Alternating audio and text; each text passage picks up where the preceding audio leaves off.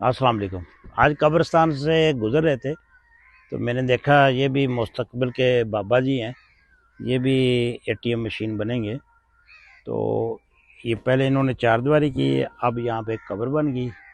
कब्र के ऊपर देखें, जो मैं बात बताना जा रहा हूँ वो ये है कि इसके ऊपर इन्होंने चादर डाली, जिसके ऊपर आप देखें कि यहाँ पर कलमा लिखा हुआ है, बिस्मिल्लाह लिखी हुई, और ये आयतुल कुर्सी है, ये चारों कुल हैं, और ये भी सारी कुरानी आयत हैं, क्योंकि ये कुछ मिटा हुआ इसके ऊपर जो आप देखें, बाकी छोड़ें, ये सारा इस पे ऊपर गंदगी जो परिंदों ने बीठें की हैं वो, और ये सारा इसके ऊपर जो है ये गंद बला पड़ रहा है।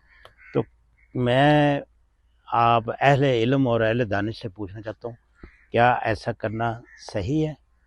इस तरह कुरान पाक की बेअदबी तो नहीं हो रही, या इसके ऊपर डालने का कोई मकसद है? तो ये कमेंट्स में आप बताएंगे, इसका फ़ायदा है या कुरान पाक की बेअदबी है। बहुत शुक्रिया।